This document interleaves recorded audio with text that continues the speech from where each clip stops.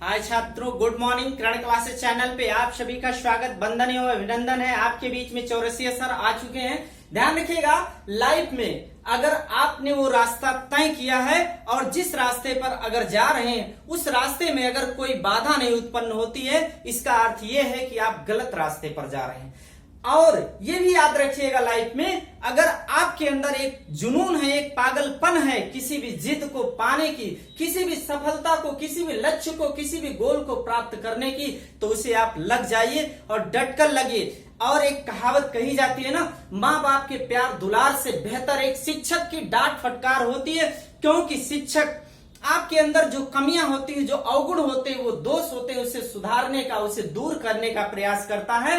ध्यान रखिएगा, एक शिक्षक एक माली की तरह होता है। जैसे फुलवारी की सुंदरता को बढ़ाने का कार्य एक माली करता है, वैसे शिक्षक जो होता है ना, वैसे आपके अंदर एक सुडौल आकार, एक गुणों का व्याप्त करने का हमेशा प्रयास करता है। और दूसरी चीज हमेशा याद ये रखिए कि जैसे होता है ना कि अगर शाखा से, वृक्ष की शाखा से अगर टहनी टूट करके अलग हो रही है तो टहनी को ही नहीं कष्ट होता बल्कि उस पेड़ को भी दर्द होता है। इसलिए ऐसी बात नहीं है कि अगर आपको कोई भी शिक्षक आपको डांट फटकार करता है तो आपकी भलाई के लिए, आपके हित के लिए करता है। आप में जो कमियां हैं उसे सुधारने के लिए प्रयास करता है। ध्यान रखिएगा, अगर जो पत्थर होता है ना, अगर उसे छीनी हथौड़ी का डर हो ना तो उससे भगवान की मूर्ति नहीं बनाई जा सकती है। अगर खेत को जुताई करने से अगर कष्ट हो तो उसमें फसल नहीं उगाई जा सकती है। इसलिए जीवन में तमाम प्रकार की कठिनाइयां आएंगी, तमाम प्रकार के दुख आएंगे और इन्हीं दुखों को अगर हम पार करते हुए आगे बढ़ेंगे तो सफल होने से दुनिया की कोई भी ताकत हमें रोक नहीं सकती। अरे सीखना है तो सीखिए अरुणिमा सिन्हा से। 11 अप्रैल 2011 की घटना है, जब वो लखनऊ से दिल्ली जा रही थी। रास्ते में कुछ बदमाशों ने वो सोने की चैन पहन रखी थी, उनसे छीनने का प्रयास किया और वो वॉलीबॉल खिलाड़ी थी। उन्होंने लेने से विरोध किया, मना करने पर सारे बदमाशों ने उनको जो है चलती हुई ट्रेन से उनको फेंक दिया।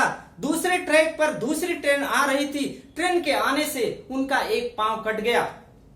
रात भर वो ऐसे पड़ी रही, लेकिन अगले ही दिन सुबह जब लोगों ने देखा तो उन्हें अस्पताल पहुंचाया और डॉक्टरों ने उन्हें कहा कि इन्हें चलने में कम से कम 3 से 4 साल का समय लग सकता है। तो वो स्वस्थ होकर के जब घर आई तो उन्होंने प्रण किया, ये मैं अपने अंदर की जो सबसे बड़ी कमजोरी है ना, इसे मैं सबसे बड़ी ताकत बनाऊंगी। और उन्होंने ये प्रण किया कि मैं माउंट एवरेस्ट, दुनिया की सर्वोच्च चोटी माउंट एवरेस्ट को फतह करूंगी। और वो अगले दिन जाकर के बछेंद्री पाल से मिलती हैं। बछेंद्री पाल वही महिला है जो भारत की सबसे पहले माउंट एवरेस्ट को फतह किया। और वो जाकर के मिलती हैं और वो कहती हैं कि मैं माउंट एवरेस्ट को फतह करनी चाहती हूँ।